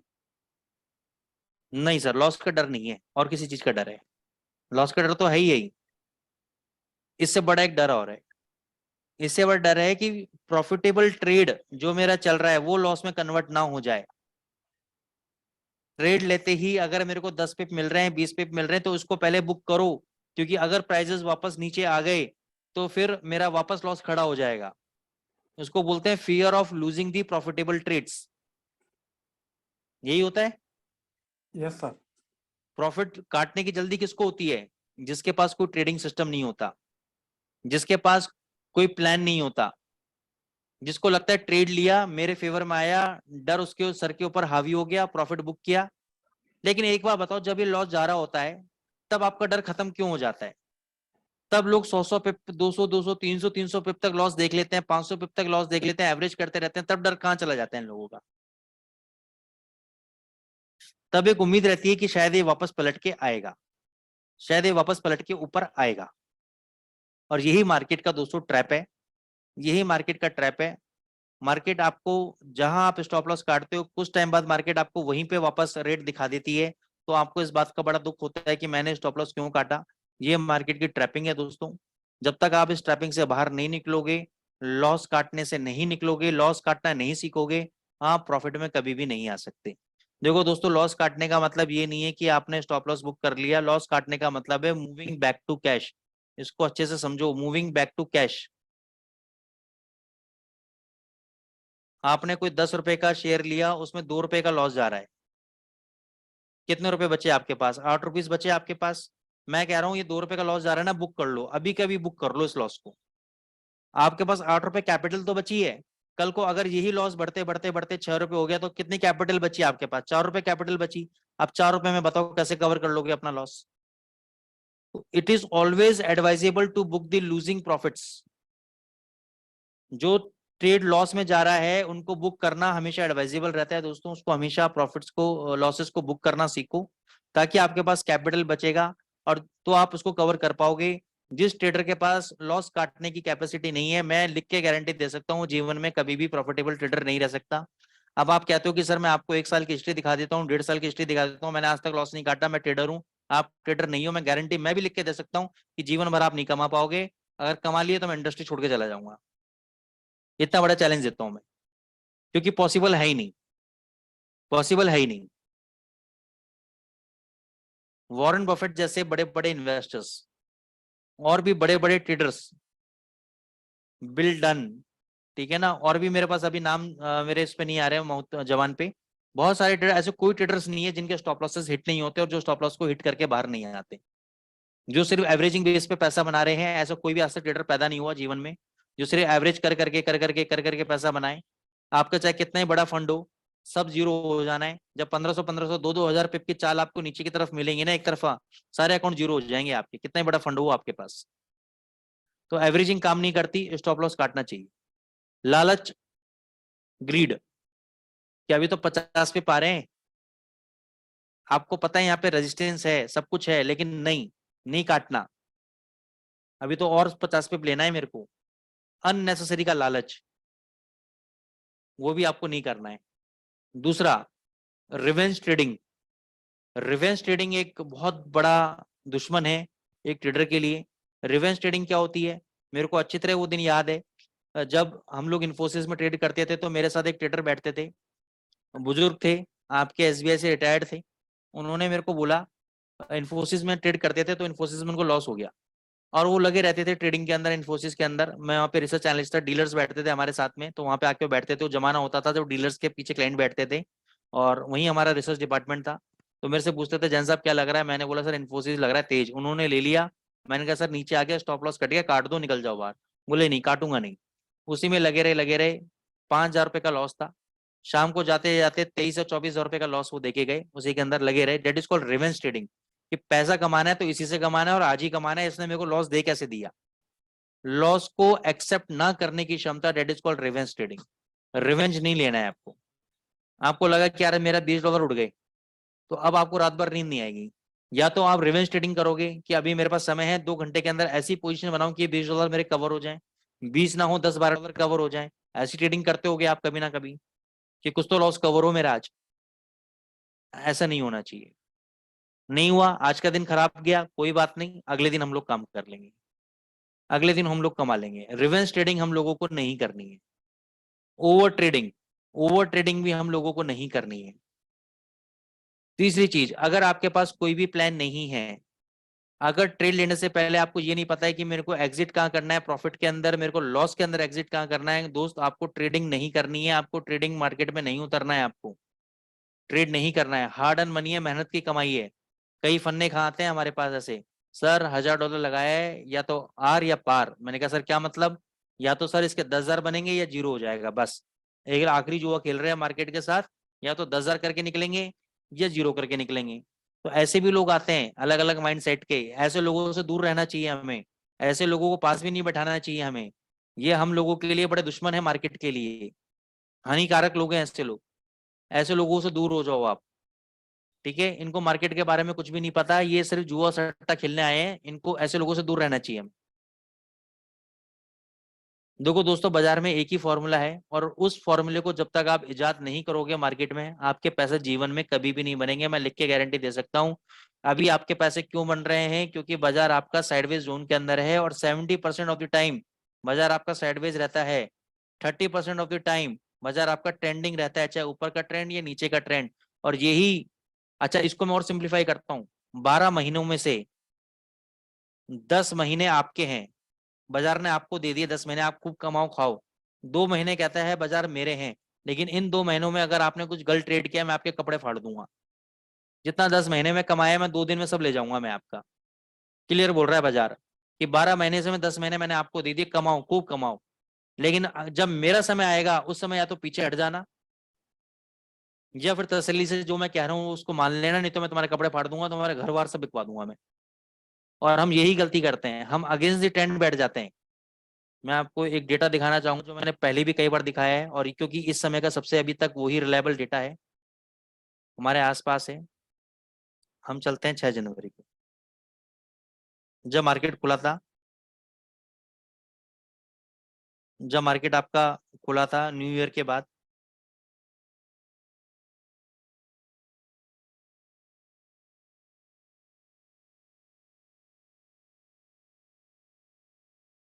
पंद्रह मिनट का दिखाता हूँ पूरा आपका डेटा।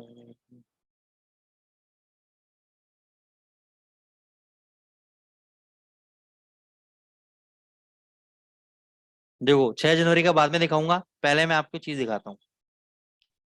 ये वेव देखो, ऊपर गया बाजार, आपने कहीं बाय कर लिया, नीचे आ गया, आपने एवरेज कर लिया, ऊपर आ गया, आप प्रॉफिट करके निकल गए।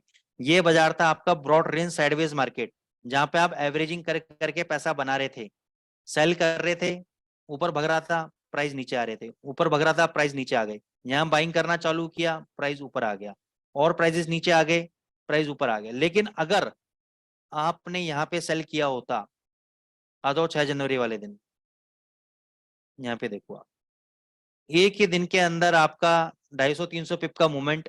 अब होते हैं ना बहुत सारे ट्रेडर्स कि 300 पिप भग गया, अब कितना भगेगा, अब तो यूरो को नीचे ही आना है, शॉर्ट कर दो, 20 पिप मिल जाएगा अभी के अभी। वो 20 पिप के चक्कर में अगले दिन बाजार खुला, ये फ्राइडे का दिन है, यहाँ पे आपने शॉर्ट कर दिया, आपको 20 पिप नहीं मिला।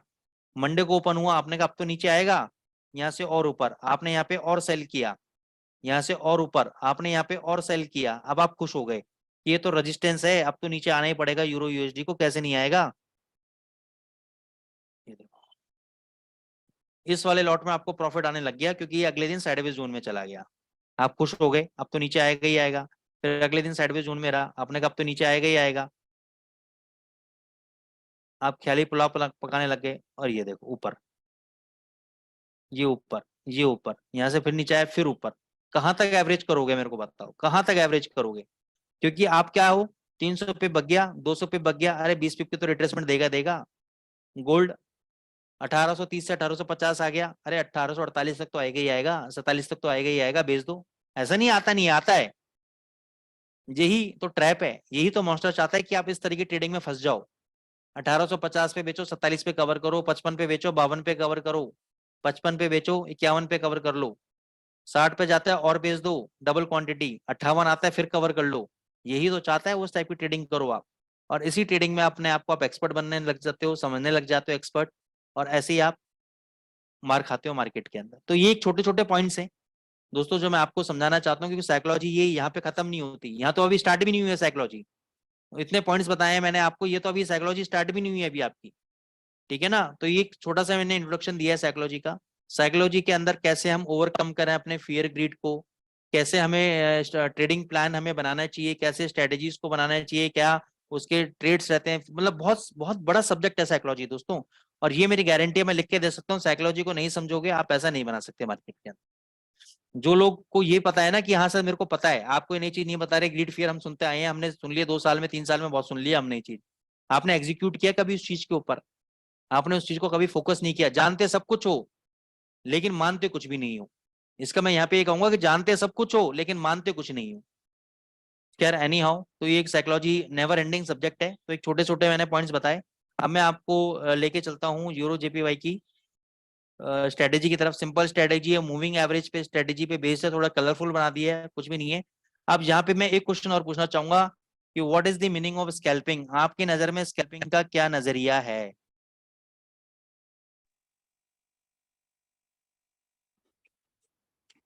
यस स्वाति जी, FXP12 स्वाति जी, बिल्कुल आपने कहा कि ऐसा ही होता है मेरे साथ। सर मैडम आपके साथ नहीं, सभी के साथ ऐसा होता है। ये एक कॉमन टेंडेंसी है, ये कॉमन प्रॉब्लम है, और जब तक ये कॉमन प्रॉब्लम है तब तक 97% peoples are losers in this market. अगर वो ये समझ रहे हैं कि हम 3 महीने में हमने अकाउंट डबल कर लिया, तो अपने आप को बड़ा ना समझें, क्योंकि आपकी जिंदगी बहुत छोटी है और आप बहुत जल्दी लॉस का सामना आपको बहुत अच्छे से होने वाला है।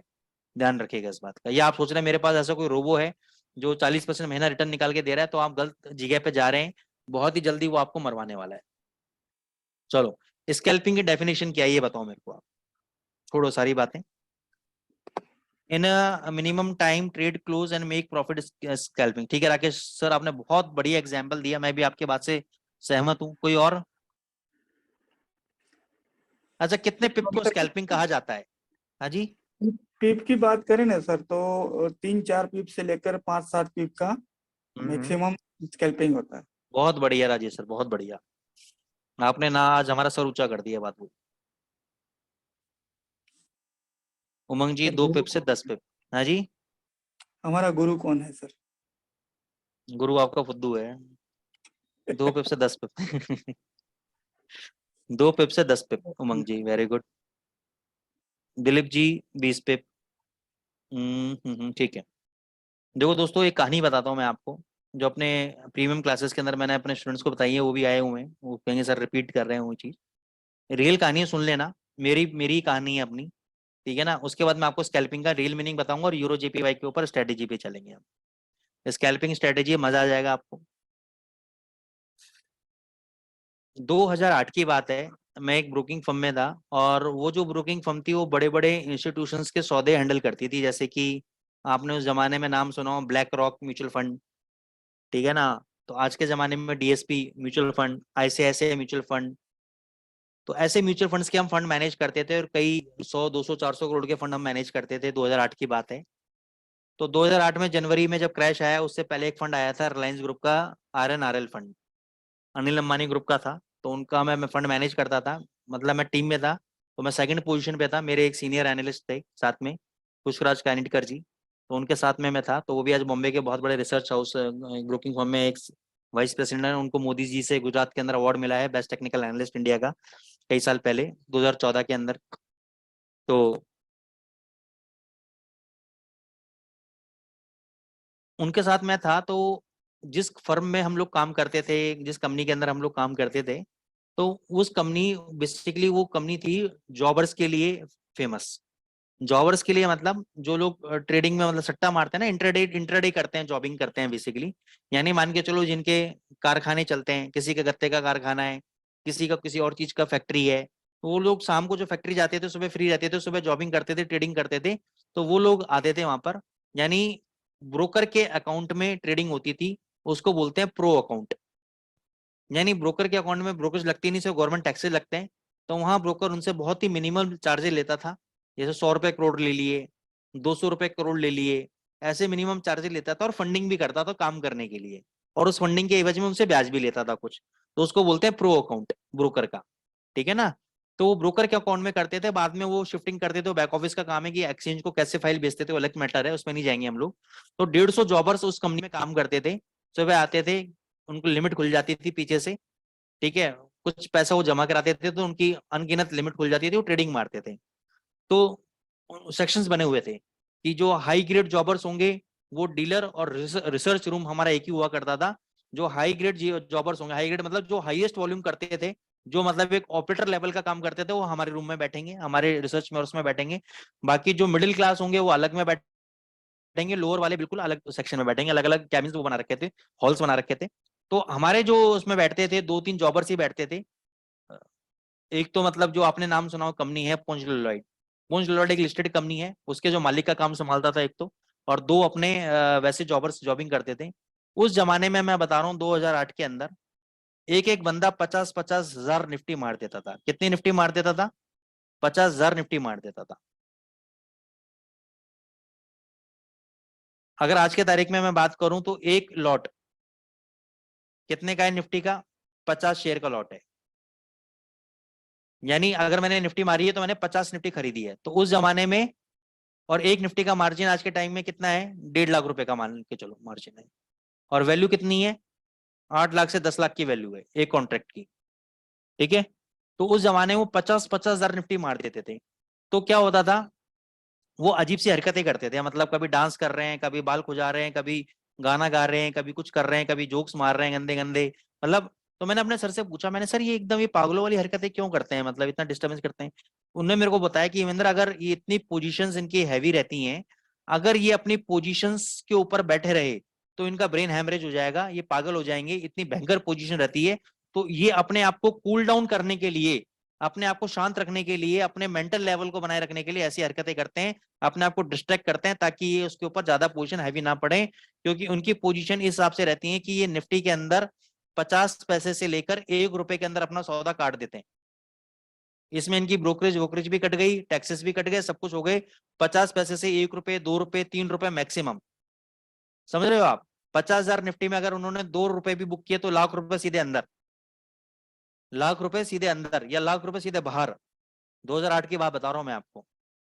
वो मैंने रियल स्कैल्पर्स देखे हैं अपनी लाइफ के अंदर। आप लोगों ने पता नहीं देखे नहीं देखे, मैंने रियल स्कैल्पर्स देखे हैं अपनी लाइफ के अंदर। 50,000 निफ्टी, 2 पॉइंट इधर, लाख रुपए अंदर, 2 लाख रुपए दम। और दिन में पूरे दिन लगे रहते थे 2008 के अंदर। या तो सुबह के, या तो 10 लाख गए शाम तक, या 10 लाख अंदर। एक एक दिन का बता रहा हूं मैं आपको, 2008 की। आज हम कहां खड़े हैं? 2023 के अंदर खड़े हैं। 2008 के बता रहा हूं, तो वो मैंने रियल जॉबर, रियल स्कैल्पर्स देखे हैं। तो रियल स्कैल्पिंग का मतलब क्या है दोस्तों? रियल स्कैल्पिंग का मतलब है, अगर मैं बात करूं फॉरेक्स मार्केट के अंदर, तो आधा पिप स्प्रेड कमीशंस काटने के बाद, आधा पिप, हाफ पिप से लेकर 3 से 4 पिप तक मैक्सिमम, बस 2 पिप, 3 पिप, 4 पिप मैक्सिमम। और ये जो स्कैल्पर्स होते हैं ना, ये फॉरेक्स में 100 ट्रेड दिन में कर देते हैं, 150 ट्रेड, 200 ट्रेड दिन में कर देते हैं। और इनका स्टॉप लॉस होता है basically time based stop loss. Time based stop loss का मैं ओवरव्यू दे देता हूँ, होता क्या है time based stop loss. Time based stop loss का मतलब है, इन्होंने ट्रेड लिया और इन्होंने डिसाइड किया कि अगर 2 मिनट के अंदर मेरे को प्रॉफिट नहीं आया, या 2 मिनट के अंदर मेरे को एग्जिट लेवल नहीं मिले, तो मैं अपने ट्रेड से एग्जिट हो जाऊंगा, चाहे प्रॉफिट में या लॉस में हो, कहीं पर भी हो, मैं एग्जिट मान लूंगा। फिर दोबारा अपॉर्चुनिटी ट्रेड के फिर ट्रेड करूंगा, that is called time based stop loss. एक होता है प्राइस बेस्ड स्टॉप लॉस, ठीक है ना। तो ये समझना है कि स्कैल्पर जो होता है ना, वो बहुत फास्ट ट्रेड करता है, एग्जीक्यूशन उसका बहुत फास्ट होता है, उसका टारगेट प्राइस बहुत कम होता है। तो इसी स्कैल्पर के पॉइंट ऑफ व्यू से आप जो लोग कह रहे हैं 10 पे 15 पिप 20 पिप, ये आप लोगों को लॉलीपॉप देने के लिए, समझाने के लिए ठीक है सर 15-20 पिप ले लो, लेकिन 2-3-4 पिप से ज्यादा मेरे हिसाब से आपको स्कैल्पिंग के अंदर टारगेट नहीं लेना चाहिए, नहीं वेट करना चाहिए आपको, और इतना ही आपका स्टॉप लॉस होना चाहिए। लेकिन कई बार स्टॉप लॉस सेट नहीं खाता हमारा, ठीक है ना, तो उसके रिगार्डिंग भी हम बात करेंगे आगे चल के, लेकिन आपको पहले मैं स्ट्रेटेजी पे लेकर आता हूँ। तो आप कहो सर बोर कर दिया आज आपने। 1 मिनट का चार्ट है, एक सिंपल सा मूविंग एवरेज का इंडिकेटर लगाएंगे, चाहे आप थोड़ा सा बस ये कि दिखने में अच्छा लगता है इंडिकेटर, इसलिए मैं आपको यहाँ पे लगा रहा हूँ। आपको लगाना है 2 EMA, सिंपल 2 EMA क्लाउड करके इंडिकेटर है आपका। ये सिंपल मूविंग एवरेज को उसने दर्शाया है अपने तरीके से और कुछ नहीं है। इसकी सेटिंग में जाएंगे, 1000 पीरियड की मूविंग एवरेज रखेंगे स्लो की, और फास्ट की रखेंगे 500 पीरियड की मूविंग एवरेज।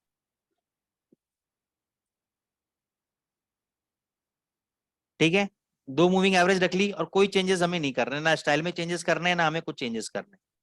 यूरो JPY का 1 मिनट का चार्ट है, ये स्ट्रेटेजी उसी पे चलेगी जिसके करेंसी पेयर की वॉलेटिलिटी अच्छी रहती है, जैसे GBP USD हो गया, GBP JPY हो गया, इन करेंसी पेयर पे ये काम करेंगे। सर ठीक है, JVP USD में चलेगा ये? इसमें GBP USD में चलेगा सर। तो हम चलते हैं, जो कि ज्यादा पुराना डेटा हमें मिलेगा नहीं इसके अंदर। 1 मिनट का चार्ट है, 21 फरवरी का डेटा मिलेगा। तो स्कैल्पिंग के मैं आपको कंडीशंस बता देता हूँ, और उसमें आप काम करो, अच्छा प्रॉफिट मिलेगा आपको, तुरंत तुरंत मिलेगा। निफ्टी के अंदर स्वाति जी मैंने चेक नहीं किया है इसको। गोल्ड में भी चलना चाहिए जिग्नेश जी, गोल्ड में भी चलना चाहिए। ये देखो मिलेगा, यहाँ से दिखाता हूँ थोड़ा सा, यहाँ से देखते हैं, नहीं तो क्योंकि पुराना डेटा जो होता है ना मूविंग एवरेज कैलकुलेट नहीं करता, 1000 कैंडल बने नहीं है, इसलिए मैं यहाँ से ले रहा हूँ।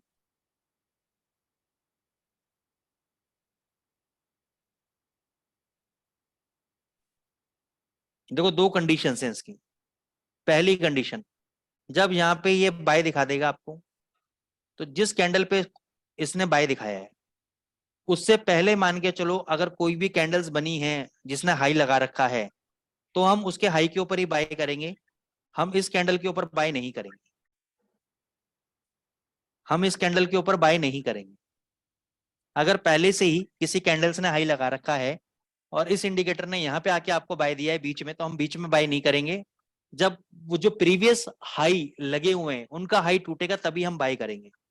ठीक है, तो जैसे इस कैंडल का हाई कटा, इस कैंडल का हाई है 143.57, तो आपने बाय किया। मैं सिर्फ मूवमेंट दिखा रहा हूँ, आइडिया मैंने आपको स्कैल्पिंग का दे दिया कितने पिप में आपको निकलना है बाहर।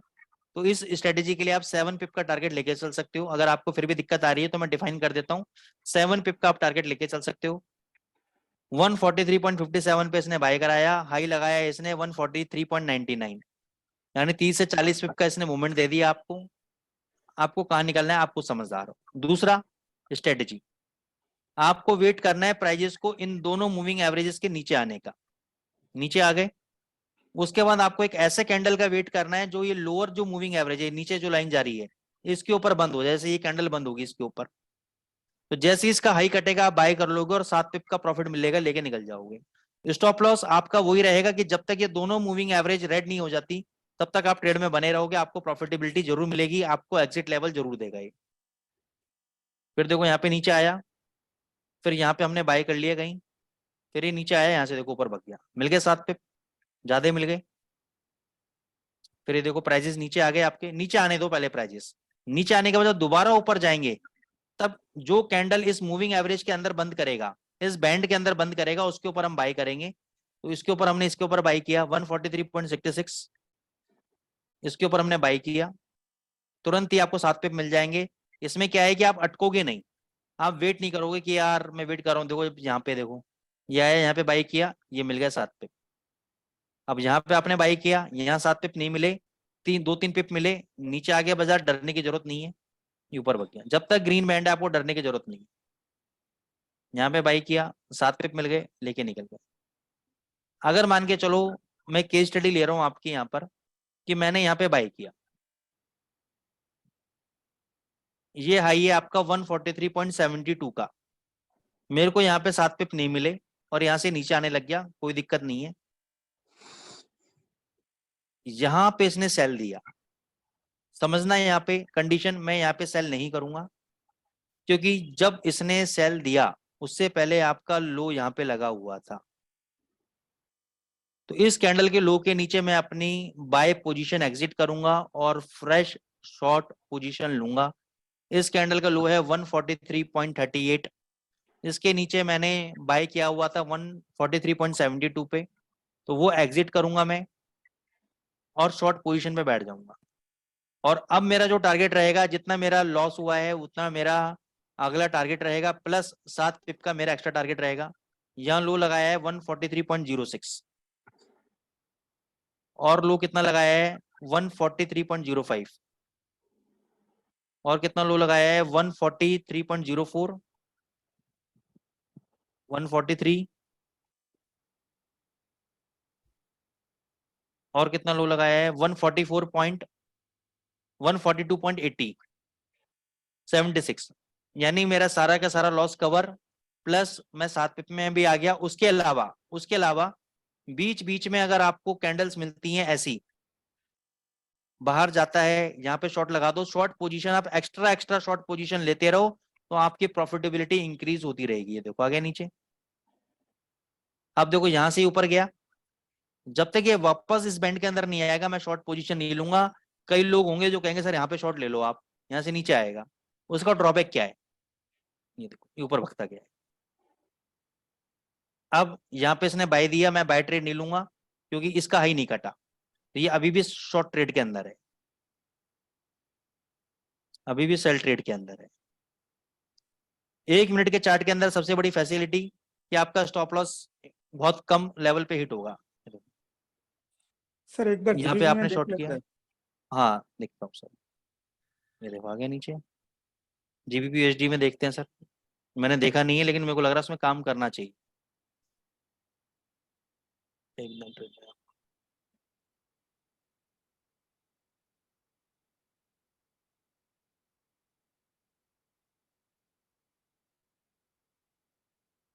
यहाँ पे देखो जीबीपी यूएसडी ने बाय दिया, इस कैंडल के ऊपर बाय दिया। यहाँ पे हमें बाय नहीं करना है, जब इस कैंडल का हाई कटेगा तब बाय करना है।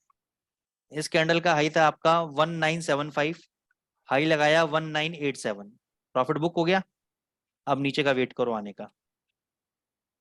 यहाँ पे नीचे आया, प्राइजेस वापस यहाँ पे गए, यहाँ पे हमने बाय किया 1982, हाई लगाया 1996, प्रॉफिट बुक। और भी देखो ऊपर भग गया बाजार। अब यहाँ पे आप चाहो तो बाई कर सकते हो, ये आपकी समझदारी है, वो आपकी कलाकारी है, वो उसमें मैं आपको कुछ नहीं बताऊंगा, ये आपकी समझदारी है। ये देखो प्राइजेस कितने बढ़िया सपोर्ट ले रहे हैं यहाँ पे, ये है साइडवेज मार्केट का मजा, प्रॉफिट का, स्कैल्पिंग का। अब ये देखना, यहाँ पे इसने छोड़ दिया है, नीचे आ गया है, जब तक ये इसके ऊपर नहीं जाता तब तक बाय में नहीं है। अगर इसके ऊपर नहीं गया तो हो सकता है धीरे धीरे करके मूविंग एवरेजेस यहाँ पे सेल कंडीशन बना दें, ऐसा पॉसिबल है, ऐसा पॉसिबल है। ठीक है, गोल्ड में भी देख लेते हैं काम कर रहा है नहीं कर रहा, मेरे को नहीं पता।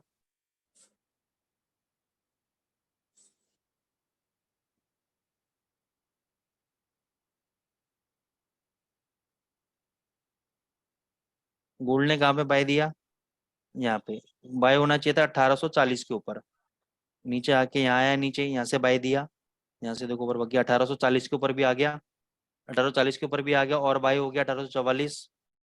फिर और ऊपर आपको पता ही है हाई तो कितना लग गया, फिर ये देखो यहाँ पे नीचे आया, फिर इस रेंज के अंदर आया, यहाँ से मूवमेंट देख लो कितना ऊपर गया 1856। तो ये गोल्ड के अंदर भी काम करेगा। और अभी नीचे आ रहा है वापस, तो जब तक लेकिन ये रेड नहीं हो जाता तब तक ये बाय में है। लेकिन बाय कहाँ करेंगे, जब वापस इस बैंड को टच करेगा या 52 को टच करेगा, 1852 को, तब बाय करेंगे। क्लियर है सर? Yes sir. अच्छी किसी है की कोई सर। क्वेरीज? वन हाँ मिनट में तो मतलब 1 मिनट में तो बहुत अच्छी। बहुत जबरदस्त है, काम करो, लॉसेस लगेंगे, मैं ये नहीं कह रहा नहीं लगेंगे, ठीक है ना। हो सकता है आपको 20 पिप का स्टॉप लॉस लग जाए, 25 पिप का लग जाए, लेकिन ट्रेड में बने रहो, ट्रेड करते रहो, बाय सेल करते रहो, आपको डेफिनेटली प्रॉफिट आएगा इसके अंदर।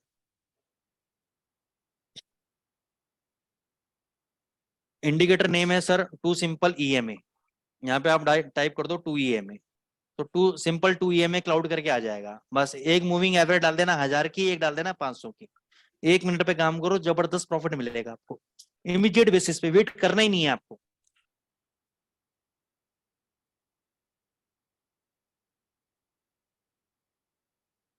ठीक है गाइस, चलो काफी टाइम हो गया आज, फिर मिलते हैं हम लोग। हैप्पी होली सभी लोगों को एक बार। कुछ बोलना चाहते हैं राजेश सर? 180 और 365 है, ऐसा ही है 1 मिनट वाला। हाँ हाँ इसमें भी बढ़िया, मतलब 1 मिनट में निकलता है। बिल्कुल, thank you Umang ji. Yes Rajesh sir बिल्कुल, आप तो चेक कर ही रहे हो तो आपको तो पता ही है, ठीक है ना। बाकी ये बहुत बढ़िया है, शानदार स्ट्रेटेजी है, इन पे काम करो, रेगुलर प्रॉफिट देखो। फंसो कभी ना कभी तो फंसावट आई आएगी, मैं नहीं कह रहा नहीं फंसोगे, फंसावट आई आएगी, लेकिन आपको भाई देखो निकलना आना चाहिए उससे, वो आप प्रोसेस को फॉलो करोगे। मैं इसका एग्जांपल देता हूँ, राजेश सर आप बताना, आप प्रोसेस देख के रिजल्ट का बताओगे रिजल्ट अच्छा है या बुरा है, रिजल्ट अच्छा देख के आप ये बताओगे प्रोसेस अच्छा है बुरा है?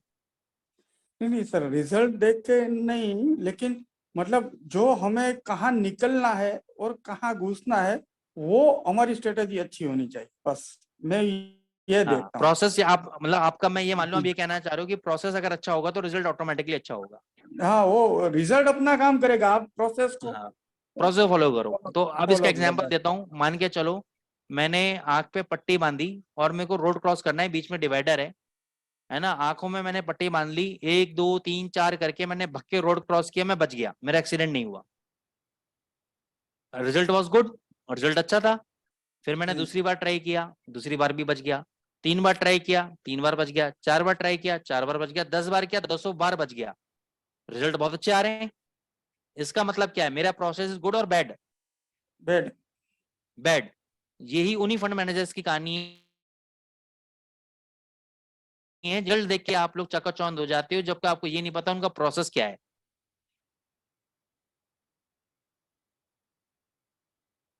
Getting the point? आप लोग रिजल्ट देख के यस सर। चकाचौंध हो जाते हो, आप लोग प्रोसेस पे फोकस ही नहीं करते कि किस प्रोसेस से बंदा पैसा बना रहा है। प्रोसेस अगर पता लग जाए, रिजल्ट चाहे फिर 19-20 कोई फर्क नहीं पड़ता, प्रोसेस फॉलो होना चाहिए, बस प्रोसेस फॉलो होना चाहिए, ठीक है ना। तो ये है, बाकी मिलते हैं सर फिर अगले week. Bye, till then enjoy guys, take care, bye thank you bye very much bye, sir, happy happy Holi. Holi.